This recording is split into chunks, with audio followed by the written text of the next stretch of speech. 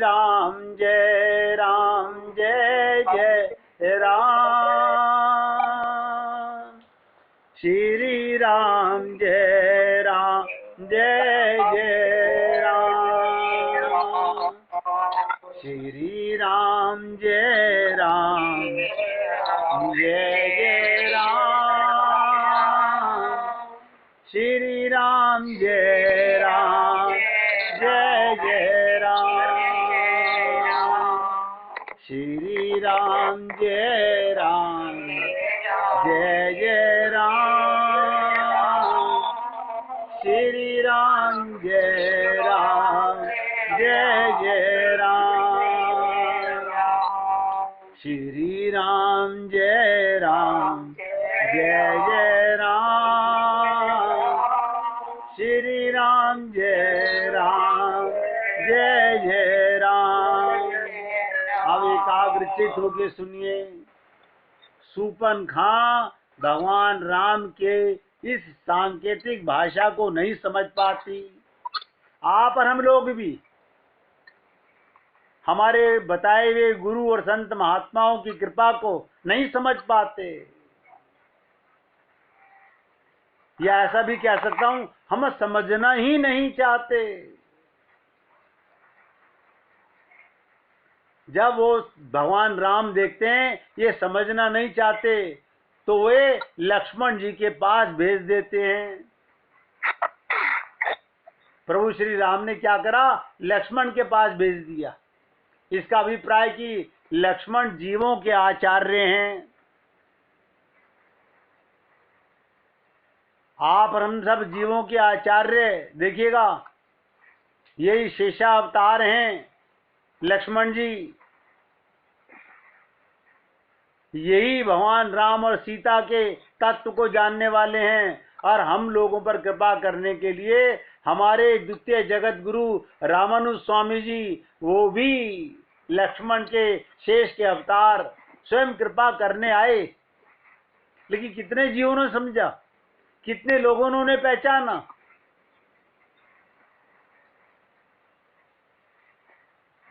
आज भी लाखों करोड़ों लोग हैं जो संप्रदाय से तो संबंध रखते हैं, लेकिन आत्मज्ञान नहीं मानना चाहते,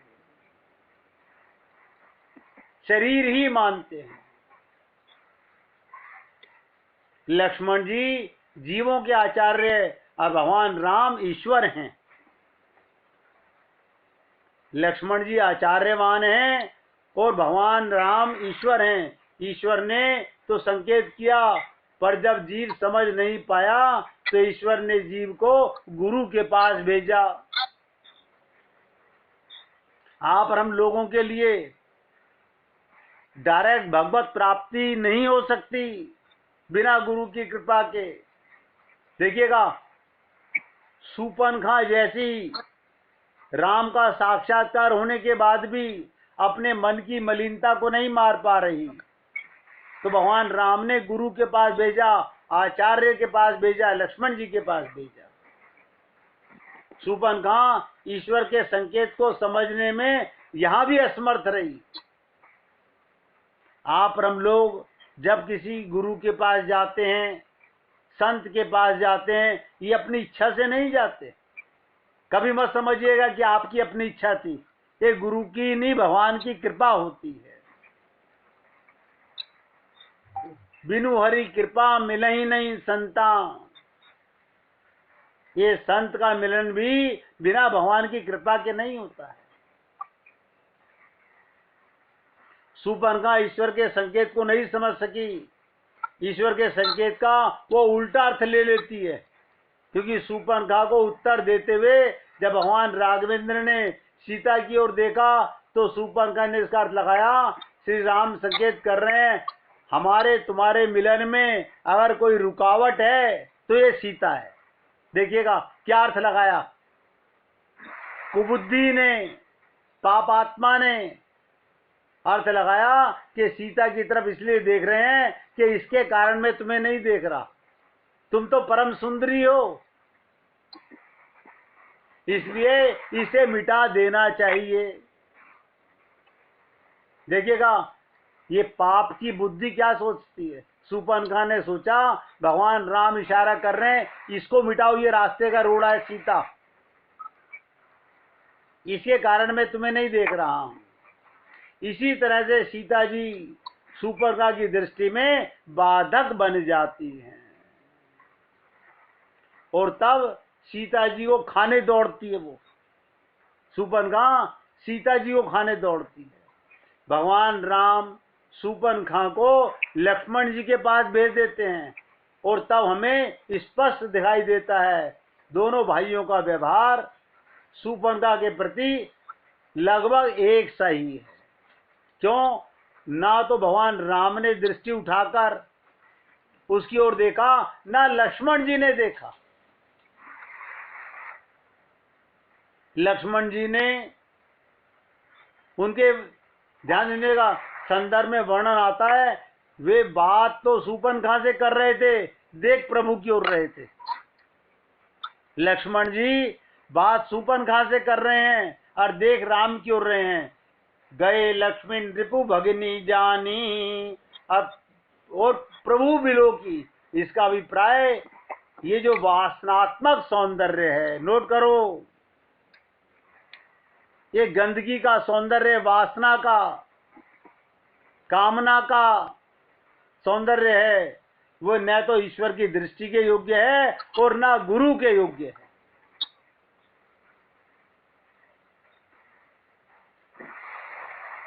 ना तो आपका सौंदर्य भगवान के लिए ना गुरु के लिए है।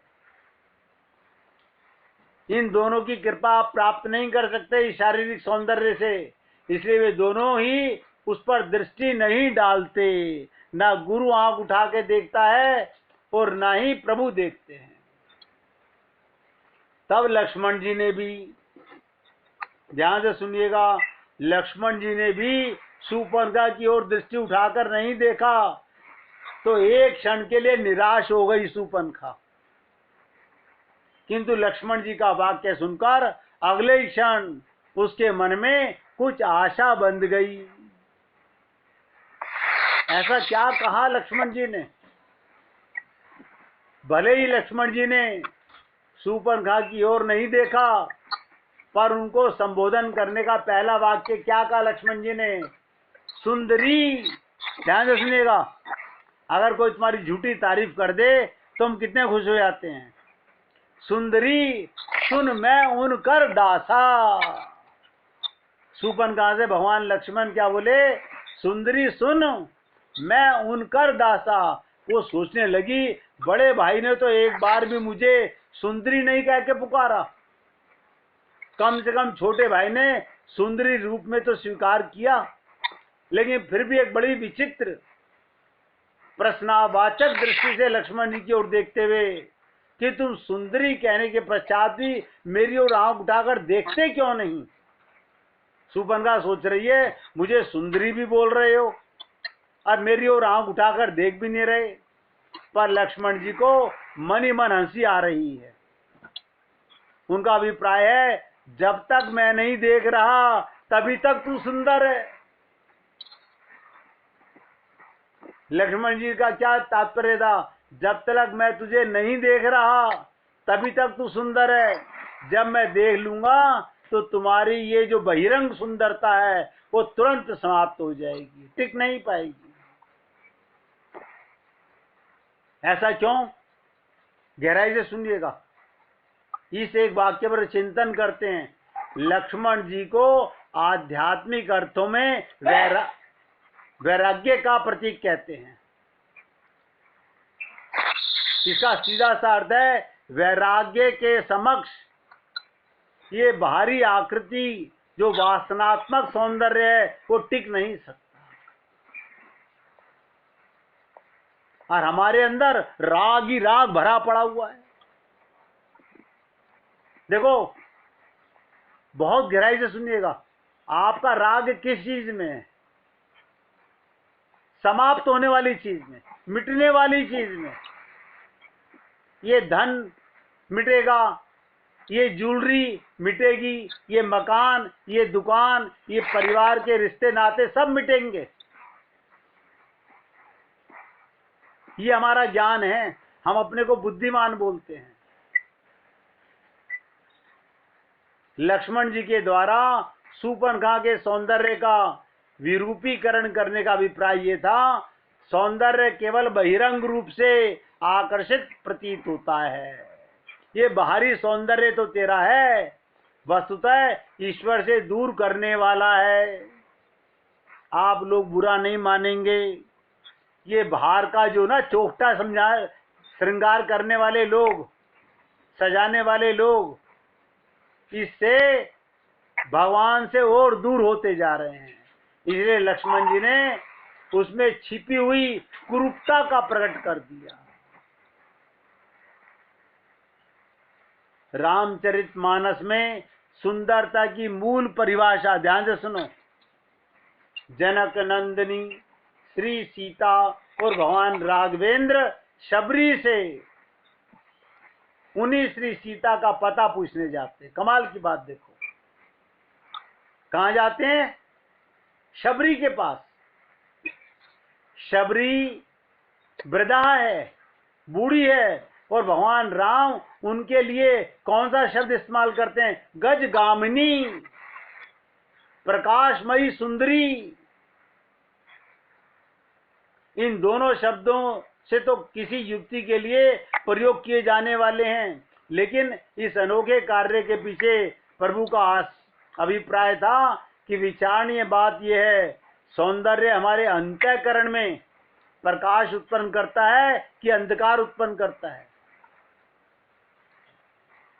बहुत गहराई से सुनिएगा। अगर सौंदर्य वासना की सृष्टि करेगा तो निश्चित रूप से अंधकार की ओर ले जाएगा। इसी प्रकार का संकेत गोस्वामी जी बालकांड में भी देते हैं।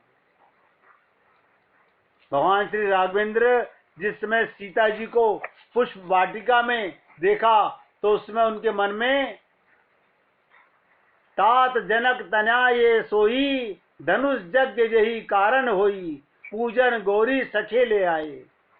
और अगले वाक्य में प्रभु ने श्री सीता जी के सौंदर्य की जो विशेषता बताई, सौंदर्य की मानो सर्वोत्कृष्ट व्याख्या सुन लीजिएगा। सुंदरता को सुंदर करने वाली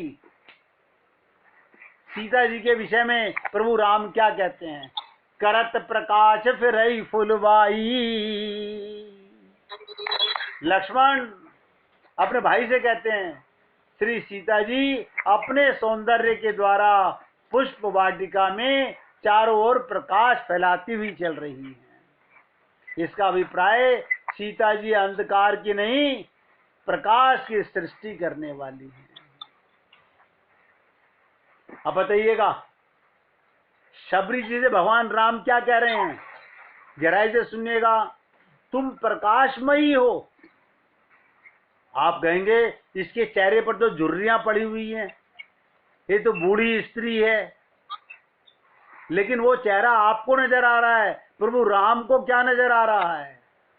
प्रभु राम जब शबरी से कहते हैं, हे शबरी तुम प्रकाशमयी हो, तब प्रभु का अभिप्राय तुम्हारे अंतःकरण में तो नवदा भक्ति विद्यमान है, और जब तुमने भक्ति का प्रकाश विद्यमान है, फिर मेरी दृष्टि में तुम में जो सौंदर्य है वो प्रकाश है, वो सच्चा सौंदर्य और प्रकाश है। अब सोचिएगा, शूर्पणखा जो शब्द सुनने को व्याकुल थी, वो भगवान राम ने शबरी से कहा। जो शबरी बहिरंग आकृति की दृष्टि में सुंदर नहीं कही जा सकती, भगवान राम ने बता दिया मेरी दृष्टि में सौंदर्य का वास्तविक स्वरूप क्या है। सुंदर कांड के एक एक शब्द पे ध्यान दीजिएगा। बार बार आप लोगों को क्यों टोकता हूं? क्योंकि हमारा मन बहुत चंचल है, सुनते सुनते न जाने कहां का चला जाता है। अभी तो मुझे सत्संग के बाद बाजार जाना है, अभी तो मुझे दवाई लानी है, अभी तो मुझे सब्जी लानी है, अभी तो मुझे फल लाने हैं। ये सत्संग में बैठे बैठे प्लानिंग करते रहते हैं हम लोग। सुंदर कांड के मूल केंद्र में उन श्री सीता जी का पता लगाना है। सुंदरकांड में सबसे बड़ी सुंदरता क्या, जिसे कहा गया सीतारामाचार्य जी के छंद में, इस देह में हरि मिलत हैं, हरि को मिलने का कारण सुंदरकांड में ही है।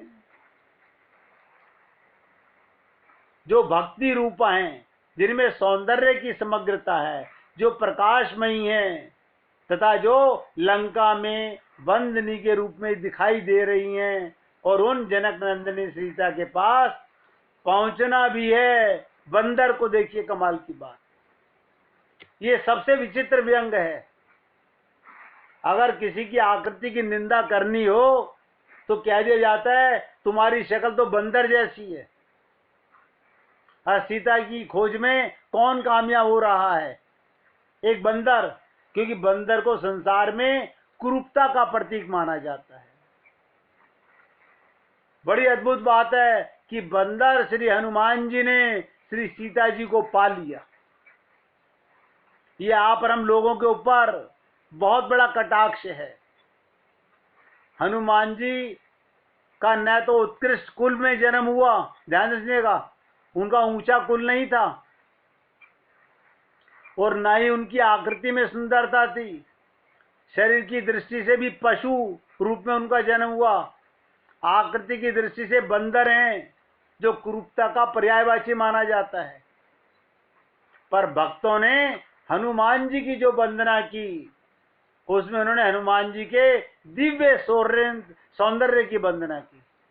देखिए, भक्त लोग हनुमान जी के अंतःकरण की वंदना करते हैं, उनके शरीर की, बंदर की शक्ल की वंदना नहीं करते।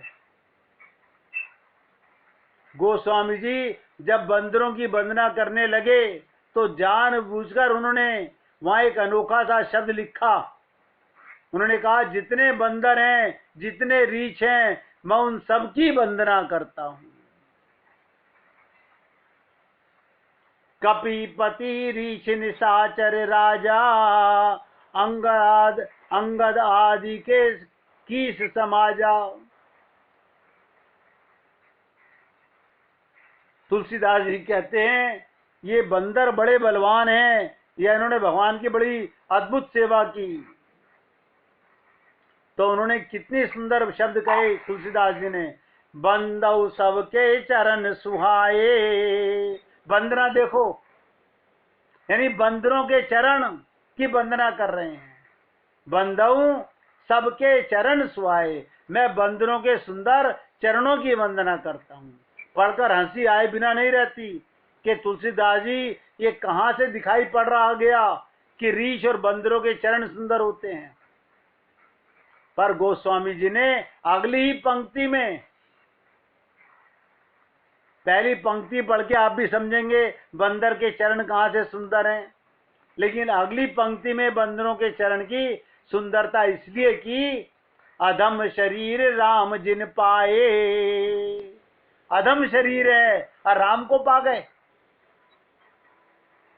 आप सोच के देखिए, उन्होंने श्री राम को पा लिया। भक्ति देवी के अन्वेषण में उन्होंने अपने जीवन को समर्पित कर दिया, और उन्होंने श्री सीता जी को पाने के लिए इतना बड़ा संघर्ष किया। गोस्वामी जी का अभिप्राय है, इन बंदरों ने सीता जी की खोज में किष्किंधा से लेकर लंका तक की यात्रा की, इसलिए उनके चरण धन्य और सुंदर हो गए।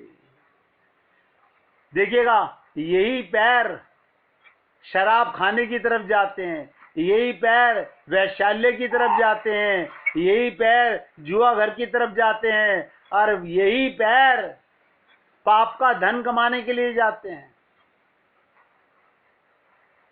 और यही पैर गुरु के आश्रम तक जाते हैं, यही पैर भगवान को पाने के लिए आगे बढ़ते हैं।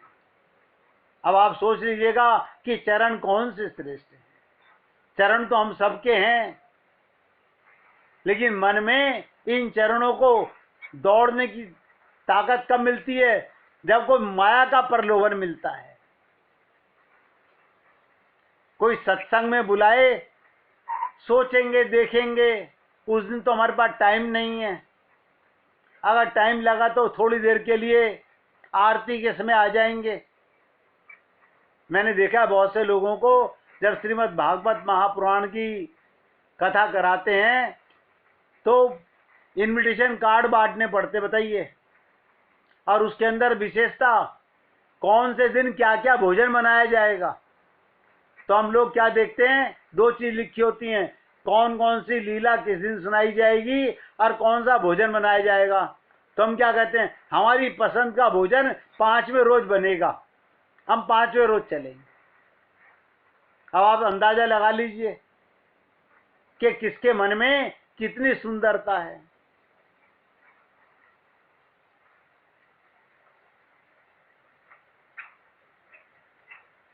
तो श्री सीता जी को पाने के लिए इतना बड़ा संघर्ष किया। तुलसीदास जी का अभिप्राय, इन बंदरों ने सीता की खोज में किष्किंधा से लेकर लंका तक की यात्रा की, इसलिए उनके चरण धन्य और सुंदर हो गए।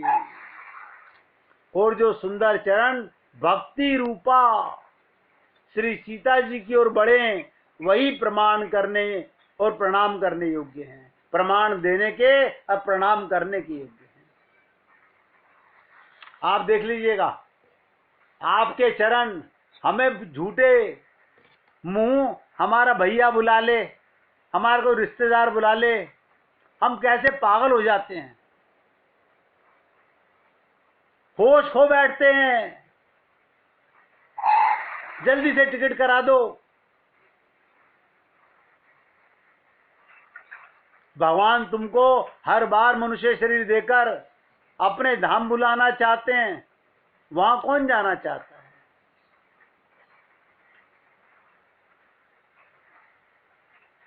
अब ध्यान से सुनिएगा, शबरी कौन है, श्री राम की परम भक्ता, जिन्होंने राम को अपने झूठे बेर खिलाए थे। शबरी का असली नाम श्रमणा,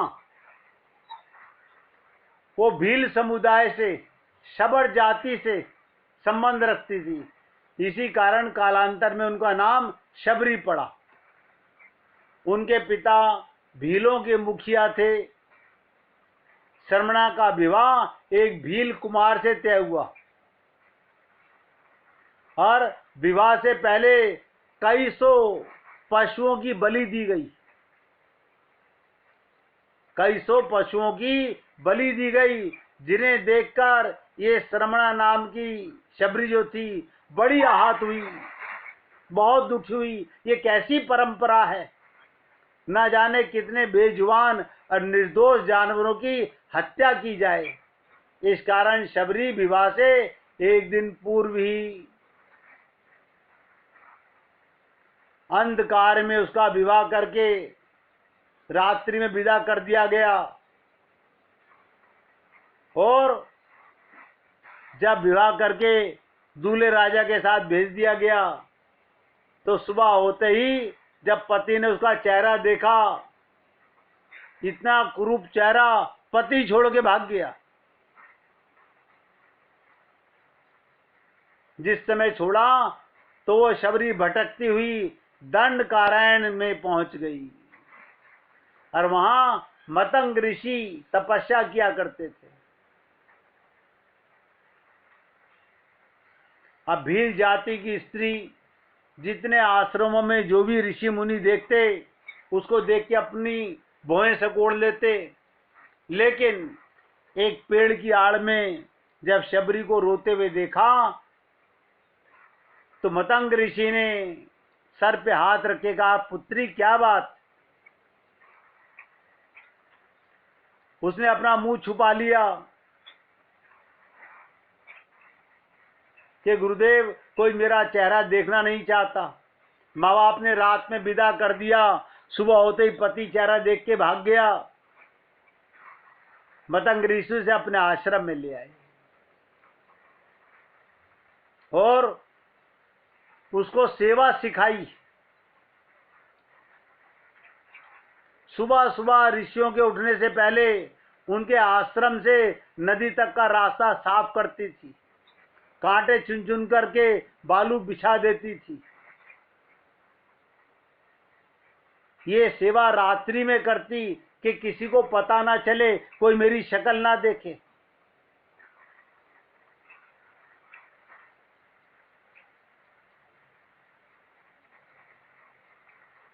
एक दिन ऋषि श्रेष्ठ को शबरी दिख गई और उनके सेवा के अति प्रसन्न हो गए। ये सब किसने सिखाया था? मतंग ऋषि ने, कि बेटा सेवा वो जो जता के नहीं। आज आप और हम लोग दान देते हैं, कोई सेवा करते हैं, उसका ढिंडोरा पीट के करते हैं।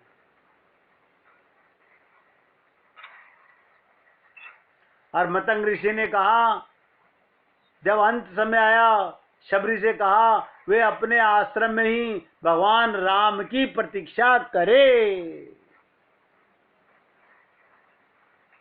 वे उनसे मिलने जरूर आएंगे। मतंग ऋषि की मौत के बाद शबरी का समय भगवान राम की प्रतीक्षा में बीतने लगा, क्योंकि गुरु ने ये आश्वासन दिया था। अपना आश्रम एकदम साफ रखती थी, रोज राम के लिए मीठे बेर तोड़ के लाती थी। बेर में कीड़े ना हो, वो खट्टा ना हो, इसके लिए एक एक बेर चक्कर तोड़ती। ऐसा करते करते कई साल बीत गए। एक दिन शबरी को पता चला कि दो सुंदर युवक उन्हें ढूंढ रहे हैं। देखिएगा, भगवान ढूंढ रहे हैं। जानत है प्रभु सबके मन की। अगर आपका हमारा हृदय, हमारा मन शुद्ध हो जाए तो आपको खोजने की जरूरत नहीं। तुलसीदास जी ने क्या कहा? आप ही आइए लंका के अंदर, कृपा कीजिए। उस समय तक वो वृद्ध हो चली थी, लेकिन राम के आने की खबर सुनते ही उसमें चुस्ती आ गई और वो भागती हुई अपने राम के पास पहुंची और उन्हें घर लेकर आई और उनके पांव धोकर बैठाया। अपने तोड़े हुए मीठे बैर राम को दिए। राम ने बड़े प्रेम से वो बेर खाए। वो लक्ष्मण जी को भी खाने को कहा। लक्ष्मण जी को झूठे बेर खाने में संकोच हो रहा था। राम का मन रखने के लिए उन्होंने बेर उठा तो लिए, लेकिन लक्ष्मण जी ने खाए नहीं। इसका परिणाम ये हुआ, राम रावण युद्ध में जब शक्ति बाण का प्रयोग किया गया तो लक्ष्मण जी मूर्छित हो गए। तब इन्हीं बेर की बनी संजीवनी बूटी उनके काम आई थी। ये माता शबरी के पुण्य की कथा है। आप सोचिएगा, आप और हम लोग ऐसा क्या कार्य कर रहे हैं? किसी से पूछ के देख लो, जिससे पूछोगे वो कहेगा हमारे पास समय नहीं है। किसी से पूछ के देख लो, वो एक ही बात बोलेगा, हमारे पास टाइम की बहुत शॉर्टेज है। क्योंकि मैं अब इससे आगे का सुंदरकांड का जो चर्चा आपको सुनाने वाला हूं, वो और भी ज्यादा गहराई से समझने का विषय आने वाला है। अब तक तो मैं आपसे अपने मन को शुद्ध करके सुंदरकांड की सुंदरता को पाने के लिए यही बार बार निवेदन कर रहा था। जब तक मन में विश्वास नहीं होगा और ये पक्का संकल्प नहीं होगा कि भगवान को ही पाना है, तो आप और हम लोग इस चीज को गहराई से समझ नहीं पाएंगे।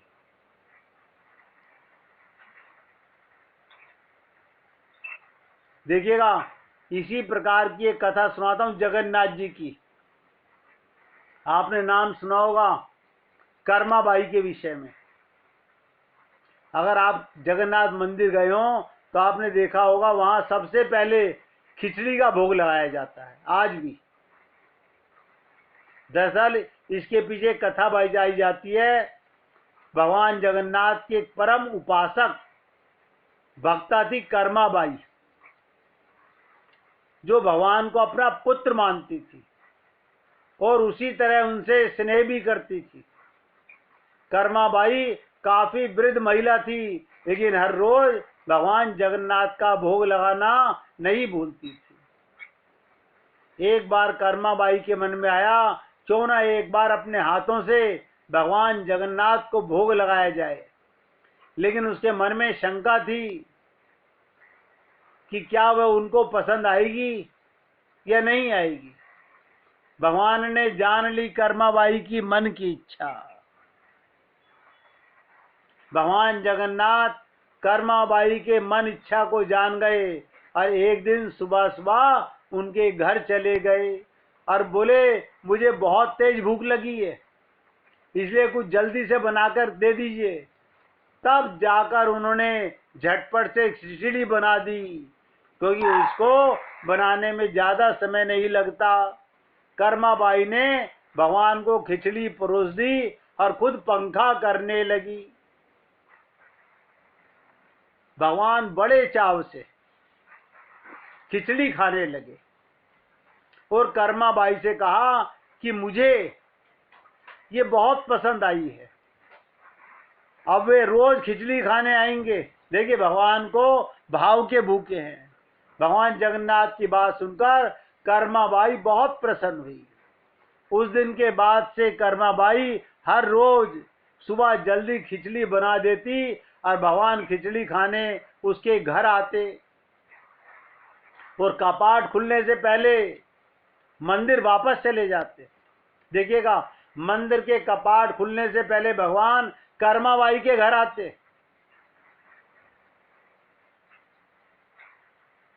एक दिन जब कर्माबाई खिचड़ी बना रही थी, तब एक महात्मा ने देखा कर्माबाई बिना स्नान और रसोई साफ किए बिना खिचड़ी बना रही है।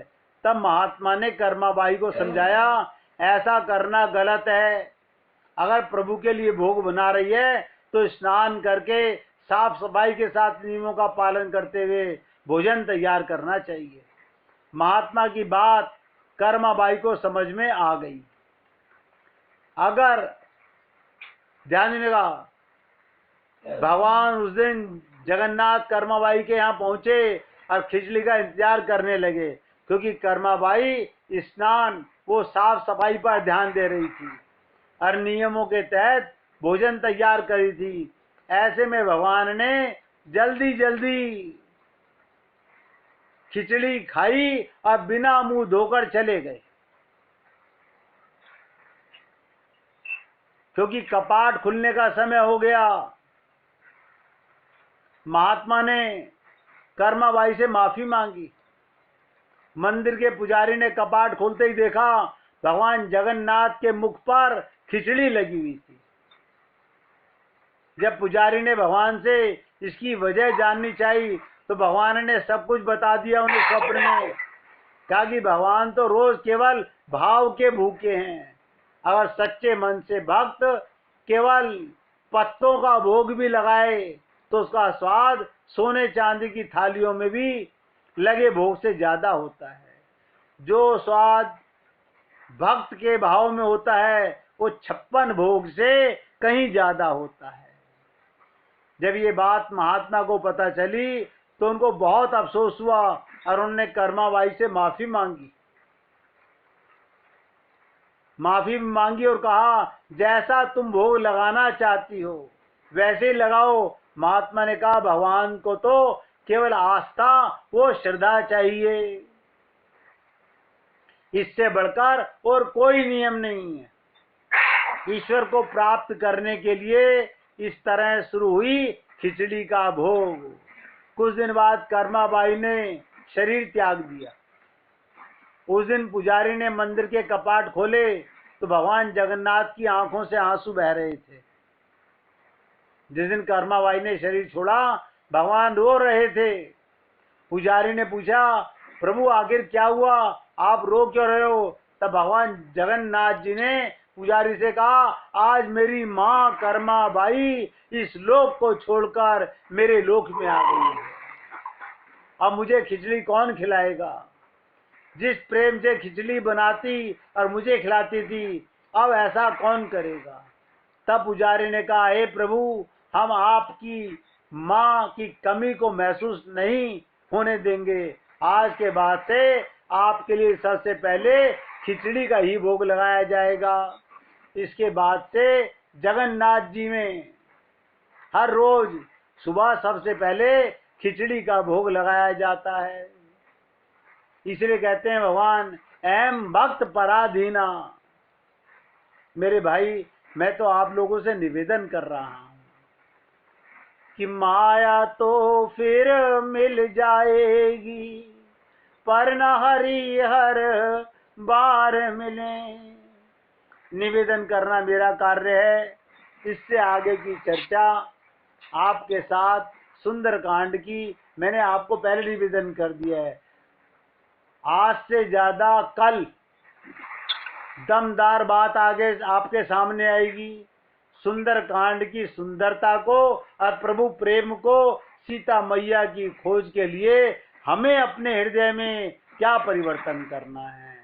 सबसे पहले आप और हम लोग ये डिसाइड तो करें कि वाकई में हम इस जन्म में अपना कल्याण करना भी चाहते हैं या अपने आप को धोखा देना चाहते हैं।